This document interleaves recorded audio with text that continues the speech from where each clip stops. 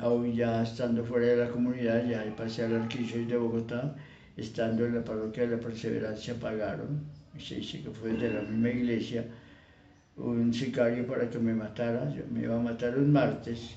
Ese martes yo estaba haciendo las exequias de ese sicario que lo mataron. Esos mismos jefes que eran de la policía lo mataron el domingo anterior y el martes en la iglesia hice las exequias de él.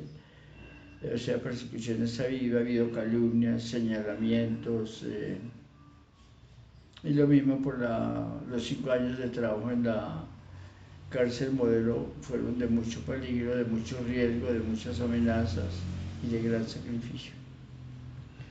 ¿Por qué crees que la iglesia intentó, ¿Cómo? por qué la iglesia intentó hacer eso? Pues no es la iglesia como iglesia, sino que la iglesia somos las personas, los seres humanos. Okay. Y como Colombia está tan polarizada, incluyendo la misma jerarquía, entonces toda preocupación por los pobres la toman como comunismo, como peligro para el país y aceptan las calumnias que les dice la gente, persiguen. Es duro, como le tocó a Jesús con sus mismos jefes espirituales, ser perseguido y finalmente asesinado. Y luego fui compañero de muchos sacerdotes martirizados y matados. Ustedes saben que en Antioquia muchos sacerdotes fueron presentados por sus mismos superiores, por no decir nombres, a la Cuarta Brigada y al gobierno y los asesinaron, los sacerdotes de Luz, el padre Bernardo López, y así. Lo mismo los que fuimos seguidores de Monseñor Valencia Cano, nos mataron muchos sacerdotes. No sé por qué estoy vivo después de todo eso, porque sí viví persecución, pero no es la iglesia como tal, sino la mala interpretación del Evangelio y el compromiso de las jerarquías con la clase alta y con los dominadores ha traído mucha injusticia a Colombia. ¿Qué tipo de malas interpretaciones del Evangelio? Pues muchas, por ejemplo, cuando la iglesia condena el liberalismo y el neoliberalismo como doctrinas ajenas a la iglesia, eso es a nivel mundial, eso. Aquí no entienden qué es eso, en la plenitud de la ignorancia. Unos pobres optan por el color rojo y se llaman liberales, y como son liberales, varios obispos mandaron limpiar su diócesis y eso causó masacres y cosas. Ese tipo de malas interpretaciones del Evangelio ha llevado a grandes errores y horrores. Y lo mismo en la vida personal, uno habla de la preocupación por los pobres y salen diciendo que uno está defendiendo la violencia, que uno está a favor de la revolución, que uno es un comunista infiltrado, todo eso. Sí. Entonces viene una acusación ante los obispos, uno va incluso con grabaciones con el testimonio de la gente que hizo uno, pero por acuerdos con sus amigos de la alta clase siguen persiguiendo, descalificando o castigando.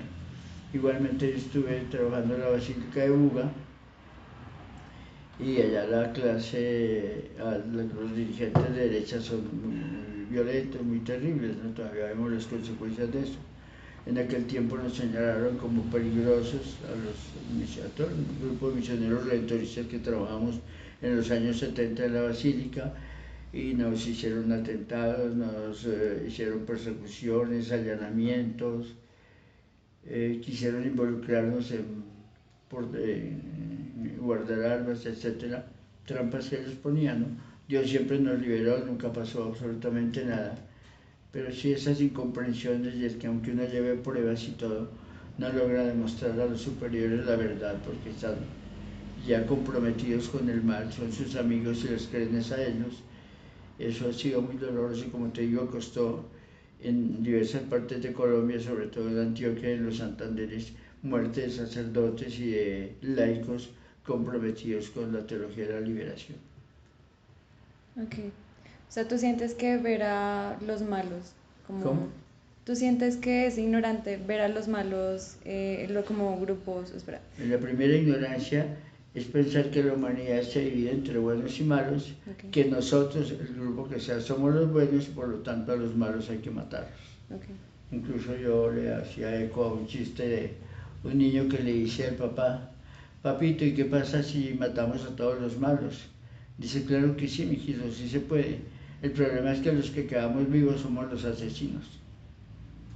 Sí, eso indica lo que está pasando, porque sí se ha derramado muchísima sangre. Y ha habido injusticias tan obvias y tan escandalosas y vergonzosas como los falsos positivos, que los autores siguen defendiendo y diciendo que no lo hicieron, que fue a sus espaldas, pero no son los 6.000 y pico que dice la prensa y que se probaron judicialmente, sino que quienes hemos recorrido los campos de Colombia hemos visto que se ha dado muchísimas veces, y no desde ahora, desde los años 60. Esto es un país de injusticia donde siempre ha vencido el poder superior, donde siempre se ha desplazado a los pobres, donde descaradamente se le quitan los derechos, y cuando se va a luchar por los derechos ya dicen que uno es el malo. Quitaron las horas extras, quitaron las limitaciones de las horas de trabajo, han empobrecido a los pobres, el abuso de los senadores con sus ganancias multimillonarias y siempre negándose a todo cambio. Es un dolor de Colombia, ¿no? Un dolor de patria que es el mismo de Jesús viendo a su pueblo oprimido. Sin embargo, lo bello es que nunca se pierde la esperanza, que Dios cada vez nos regala papas más y más comprometidos, desde Juan XXIII, el queridísimo Papa Francisco, y la gran esperanza con el Papa León. Es muy bello como ese santo que está dando la Iglesia a nivel mundial, de luchar por la sinodalidad de la Iglesia, que es característica suya, una Iglesia horizontal y no piramidal, es maravilloso. Al Papa le tocó una gran tarea, porque más y más la derecha en el mundo entero se pone más radical y amenaza con dividir la Iglesia, pero este Papa es matemático, es doctor en Derecho Canónico y el momento de la Iglesia es ese, y él ya prometió definir la característica de sinodalidad, o sea, la igualdad en la Iglesia, para aplicar a la liturgia, a las leyes, etc. Hay mucha esperanza en él, tiene la juventud y la fortaleza y la sabiduría y la encarnación en el pueblo pobre de América Latina, para saber que va a ser un gran regalo para la humanidad, y el cambio de la Iglesia va a marcar el cambio en el mundo. Esos años de León XIV son de mucha esperanza, no solo para la Iglesia, sino por la humanidad. Todas las bellezas que dijo el Vaticano II y que nunca se aplicaron, todas las que se estaban proponiendo en el sínodo de la sinodalidad y lo que propone la Conferencia Episcopal de América Latina, al fin se van a volver leyes, estilo de la Iglesia y una paz para el mundo. ¿Cuánto tiempo duraste como defendiendo estos grupos? ¿Cómo? ¿Cuánto tiempo duraste defendiendo estos grupos? No, yo sigo hasta lo que me quedé. ¿Y desde cuándo? De hecho, estamos haciendo renacer la Iglesia de los Pobres. Ahora en julio ya hemos tenido 3 grandes reuniones internacionales con asistencia y apoyo de los obispos, donde se celebra, como en Cali y en Soacha, y ahora en Antioquia, pero con participación esta vez de 7 obispos y delegados de los mismos obispos, o sea que sí hay un cambio en la Iglesia grande, y estamos comprometidos con revivir ese espíritu de una Iglesia igualitaria, comprometida, que vive al estilo de como vivió el Papa León en el Perú, entre los indígenas, entre los empobrecidos, siendo parte de ellos y mostrando un mundo nuevo. Es, repito, un momento de mucha esperanza. Y eso no se acaba con nada, no lo pueden pensionar, pero nunca se pensiona en el amor eficaz, en el compromiso y en el riesgo de la vida. Tampoco se pensiona uno en la predicación del amor y la alegría, que dice Pablo que son las características del cristiano. Entonces, mis horas de trabajo suelen ser de 4 de la mañana a 11 de la noche. O sea que no fue que cuánto tiempo. Yo creo que después de estar en la tumba seguiré, porque es una tarea que todavía es muy difícil, porque las puertas que se han abierto al mal son terribles. El comprarse la justicia, el comprarse todos los ángulos de poder, todos los medios de comunicación, en fin, todo el poder económico, político y militar de todo un país y un continente por parte de los malvados, los mismos que narcotrafican, los mismos que asesinan, expolian, todo eso, y ser los dueños y parecer los santos, y ver que los mismos pobres los defienden, votan por ellos, impiden que se los juzgue, es un gran dolor, pero es el mismo que vivió Jesús. Y sabemos que la cruz no es ninguna derrota, Jesús no fue derrotado en la cruz, sino que solo llevó a la victoria de la resurrección.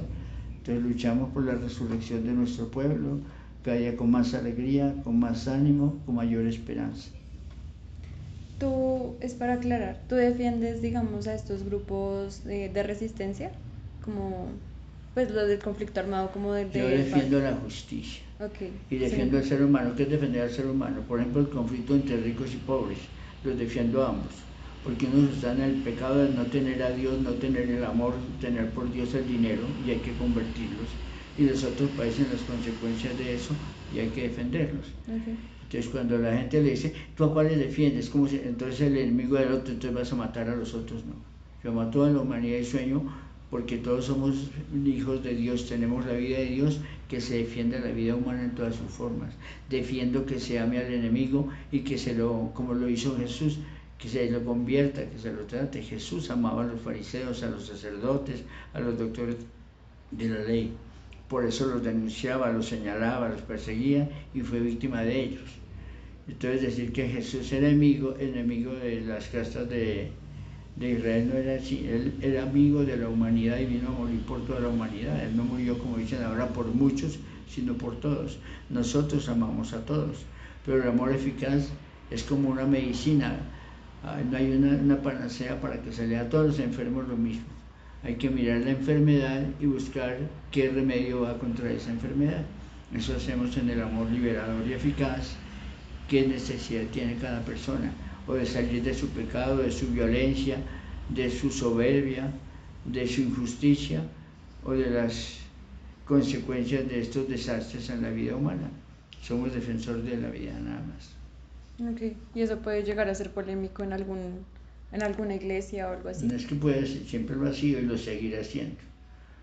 Porque hay gente vendida al poder, gente que se compra por plata. Yo salí de Jardines de Recuerdo porque había una injusticia y por denunciarla y ellos no hacerme caso, pues me preferí renunciar y desde ahí me quitaron derechos y cosas, pero yo no estaba por dinero sino por amor. Entonces no es que va a pasar, sigue pasando y en este momento hay personas que nos odian, que nos persiguen, que nos investigan, que nos malinterpretan, que nos calumnian. Todos los días se ve. Solo cuando uno termina una Eucaristía o una predicación o un retiro, ahí mismo aparecen los enemigos, empiezan los volantes, las cosas, las malas interpretaciones. A Jesús le pasó lo mismo, igualitico.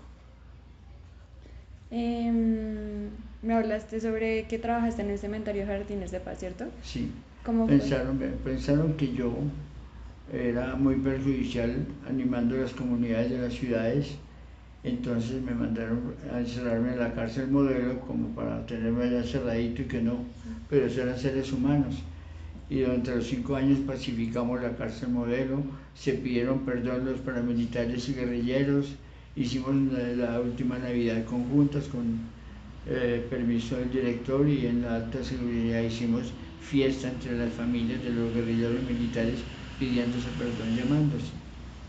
Entonces lo mismo ese tiempo en los cementerios que se creía pues era que estaba lejos de parroquias y todo, hizo que Jardines de Recuerdo todos los domingos se llevara una gran romería de gente porque la gente iba a escuchar lo que se explica en la fe acerca de la resurrección, de que no existe la muerte, es un paso a la vida eterna, de que los seres queridos no son ánimas benditas, sino que creemos en la resurrección. O sea, es predicar nuestra fe católica, que ni siquiera los curas la viven ni la practican.